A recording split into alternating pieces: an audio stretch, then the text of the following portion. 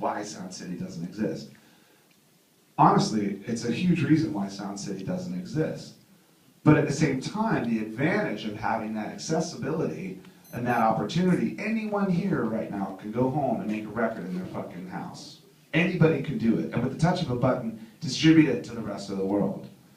So when I was 15 years old, if I wanted to fucking put out a record, I had to go to the shitty studio down the street from my house in my friend's laundry room, and then I'd make a shitty fucking recording, and then I'd send it to some pressing plant. They'd send me 100 of those, and then we'd go Xerox a bunch of covers, and then we'd stuff those in the sleeves, and then we'd go down to Smash, and we'd sell them on consignment, and just hope that like someone would buy them, send them out of the... So all of those obstacles are gone now. So you have it's available to you that you can make a record and you can do whatever you want. Which is it's a double-edged sword. That's fucking awesome. But somewhere like Sound City can't survive in that world, really. They just can't. Economically, they just can't stay open. So one of the reasons why I made the movie was to pay tribute to this particular place. Because I think these places are like fucking museums. I think our place is like a church. Every block in Virginia, there's a fucking plaque on something saying, this kick-ass thing happened right here 100 years ago, or whatever, And that's cool. But why don't you know more about music and its history in the world? Because those rooms and those boards have changed generations of people. Like, completely changed the fucking world. So, how come people don't pay tribute to why isn't there a fucking plaque on the front of Sound City saying, back in the day, Charles fucking Manson recorded here? You know what I mean? Like, so to me, that was what was important. It was important to make that point in this movie and to pay tribute to the place. But I think what Trent did in the movie, which was great, is he's no dummy. And he's a classically trained musician. So he doesn't need any of that shit to be badass. But he uses it to do things that no one's ever done before. One of the problems with technology is it makes it so easy for people to manipulate whatever they do and take it to remove that human element of whatever it is. You can make a badass, you can record an incredible performance with your fucking iPhone, as long as you appreciate and respect that human element of what it is. And that's kind of what we were trying to say in the movie. I use Pro Tools all the fucking time. I'm not Amish, I got an iPhone and I record on stuff. But when I do it, what I like to do is I like to hit record and let it go, and then listen back and think, yeah, that sounds like people. That's what I was trying to say. Yes, right there. Ladies first. So I've got to ask, what's the story with the painting with the rose? Oh, in the studio. It's funny. Some people notice that, and some people don't. Like, I've had to do these Q&A things a bunch, and I actually sat and watched the movie tonight, which I don't really do that much anymore. I'm fucking sick of it. But also, it's kind of torture to sit and watch your own film with an audience. But I started noticing that people would laugh whenever they saw that picture in the studio. That studio, Studio 6, I used to have. I'm from here in Virginia, and I used to have a house in Alexandria, and we had a studio in the basement, and it was a dump. Sorry, Preston, it wasn't a dump. Preston built it, thank you very much. It was a great studio, you did a great job, Preston. Thank you very much for that. But it wasn't really a studio, it was a basement, And so when I moved out to Los Angeles, I thought, oh, well, let's build another basement, because we felt most comfortable doing that. And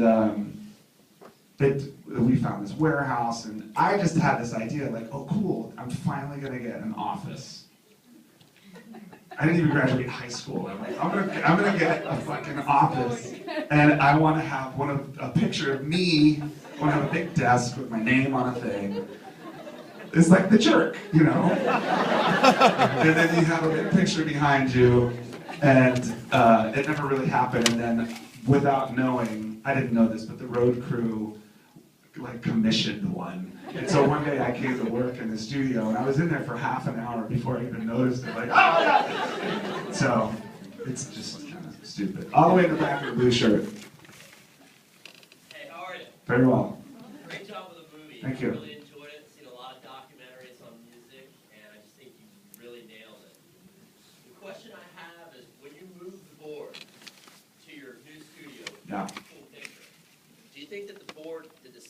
change at all? Well, I don't think the sound of the board changed, but you know, the combination of the board and the room is what made Sound City really what it was. That room, honestly, was the best fucking drum room in the world. It was like the Bermuda Triangle of drum rooms. For whatever reason, nobody knows why, they didn't design, there's no acoustic engineering built into that room, it was just this room. But if you put the drums in the middle, there was this perfect decay, where you hit your kick and it would go, it wouldn't go, you know, and things like that are important in a recording environment or whatever. So now it sounds like my studio. The board does what the board has always done. We moved it over there and we opened it up and cleaned all the cocaine and fried chicken out of it, plugged it back in, and it does what it's supposed to do. And what it does is it makes you sound like you, and it makes that room sound like that room. Like that's when everyone talks about how there's nowhere to hide at Sound City. It's because honestly, if you didn't have your shit together and you got up in front of a mic and recorded something and went and listened back, it sounded like you didn't have your shit together, which inspired you and like pushed you to be good, you know. And that's why that one scene in the movie, I swear to God, it's one of my favorite things of all time, where it goes from the album version of Rage Against the Machine, Killing in the Name of, and it goes right into the fucking one camera with the mic on it. And it's the same take, it's the same performance. That's what Sound City did. It's like, you gotta be badass. Just one more thing, yes. Killing me while I have you. I noticed out of all the musicians you had, you mentioned in the beginning Guns N' Roses. Yeah, they did demos there. They didn't make the record there. Not one clip or not one image. Was that an Axl thing or just? I just didn't even want to go there, to be honest. I had a lot of other better people to talk to. Purple shirt right there. Yes. Dave, thank you, number one, for pure rock and roll. I You're loved it, absolutely loved it. If there was anybody past, present, whatever, who would you have liked to have had in that movie that you couldn't get? Oh man, we asked Pat Benatar. She didn't want to be in the movie. I was bummed. I didn't know why. It was sort of a drag. But no, we fucking got everyone we wanted. We had to chase some of them. Like, you know, you'll notice that most of everybody is like in a different corner of my studio trying to make it look like all these different locations when really it was the same building for everything. Except for Neil Young.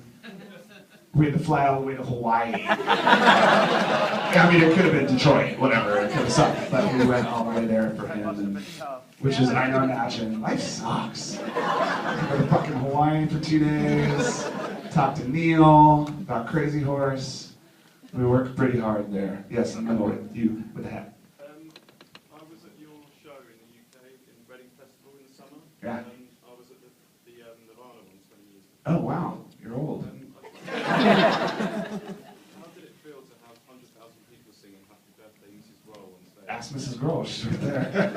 How's it feel to have everyone sing Happy Birthday, Mom? It was one of the great moments. There you go. Thank you. Pretty sweet. Yes, Steve, up to the right. So now that you have this old analog board with 2-inch tape, there's not much tape available. So Yeah. would you like? You know, you can also run it into a Pro Tools rig. Like you can swap out whatever recording device you're using. Like Eric Clapton refuses any digital, even Tom Petty almost. It seems like they come out to like Omega sometimes to do some of that analog recording. Yeah. I mean, one of the things I finally realized after we had finished this, I was like, fuck, I just made this infomercial for my studio. Now I'm never gonna get time in my own studio because everyone's gonna want to use it. But it's funny, tape is different now, you know, tape, it's kind of a different scene. The tape they make now isn't really the same quality as it used to be. I'll tell you a funny story. So when we were making the last Foo Fighters record, we did it to tape in my garage at home. And the one thing that really blows is the splicing tape, the little blue tape that you put the edits together after you've cut. The shit that they make now is not as good as the old stuff. So with this stuff we were using was like, this tape was shedding whenever we use it. So Butch Vig calls back to his studio in Madison and says, you know, if you look in the attic, I swear to God, there's like a roll from 1985 up there, the good shit. There's some real good shit. So they sent one reel of the good shit, and we have it. The control room in my house is right next to my kids' playroom, and so every day, like, my kids will poke their head in, and you know. And so we're recording something, and we like hit stop, and the door opens up, and there's my daughter standing there, and she's taken that one reel of tape and fucking taped every doorknob within the room together. And she slams the door really quick, and Butch says, "Please tell me that wasn't the blue tape." So then we just had to fucking, we just couldn't edit. We had to be badass. We had to get fucking full takes. Richard. I'm curious as to whether you think in the current environment with file sharing and streaming, whether a band like Nirvana could have succeeded today. It's a good question. I think that, personally, I don't have a problem with file sharing. I'll tell you why. Because when I was young, one of the things that brought me out to see my favorite bands was all of our friends trading tapes to go see them play. Now, I can understand the impact that it has on the industry and that the ripple effect that has on everything. But personally, I've always kind of felt like the most important thing is that music be shared. And so, like today, when I was hanging out over at a friend's house and he gave me a record that came out of one of my favorite band's demos that came out in 1985 or 86. It was like, yeah, I heard those fucking demos right when they came out because all of our friends had them. And we went to go see them every time they played. And then when the record came out, we bought that. And then when the fucking demos came out, we got those too. And so it's like, I think that it's important to sort of extend your hand to the listener, right? Don't try to guard everything that you have. Share your fucking music, because the more you do that, the more people will like it, and the more people will like you. To be honest, like if you're cool with them and they think it's cool, give them something, give them more. You know, give them a little bit of music, because I guarantee they'll give it back, whether it's coming to see you play or actually getting the record. So, I mean, I don't know. You know, there was really not a lot of commercial opportunity for Nirvana back then. You know, we got signed to a label, and they gave us money to make a record, but the fucking Michael Bolton was huge then, you know. We weren't the kind of band that was going to sell 100 million fucking records. So, I don't know what would have happened. Yes, you. I'll answer a couple more, and then I'm gonna... Just to follow up on giving more to the consumer, when I bought Wasting Life when it first came out, Yeah. it came with this little analog Piece of tape. Yep. That was the piece. It's the fucking tape. He's asking about when the Foo Fighters record Wasting Light came out, it came with this little shred of tape with it. Because I had this idea, when we first started recording tape, when I first said, you know what, let's do the fuck computers, let's do it to tape. All of the business people basically said, well, can you do that? Like, when did it become impossible? Like, it's what it was only 8 years ago that we were doing that. Why? It's like, well, we should back everything up to a computer. I was like, I don't want to see one fucking computer in this house. I'm not kidding. Because I don't want anyone to take something and then do something. Like, let's just use tape. The scary thing about having a hard drive and music that's digital, one of the things that freaks me out is it doesn't really exist. So you record something and then someone hits the wrong button. It's like, oh! Shit!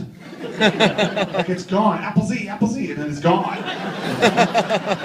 So that kind of freaks me out a little bit. So everyone was being so precious about the computers that I said, you know what? When we're done making this record, I want to chop all of these fucking master tapes into 1,000 million pieces and put one in each CD. Just to show people that it actually fucking exists. That it's something that you can hold in your hand. Everyone's like, no, do it. You're welcome. Yeah, to be honest, it's probably one of Taylor's shitty drum fills. Not like a vocal track or something like that. Mr. Man, with your hand up. Okay, you, sure. I love you, Dave. Thanks. Since August '95, the Black Cat. Oh yeah. I'm wondering what it feels like to play in your hometown, and I know you were pretty emotional. What it felt like for your mom when you were playing the sold out at The Staples thing? Verizon Center. Oh, the Verizon Staples. Sorry, I get my arenas confused. I'll tell you a really funny story about an old friend. Usually, when I come to play in town, my guest list is like about 700 fucking people. It's a lot of people. People I went to high school with, people I grew up with, family, stuff like that. So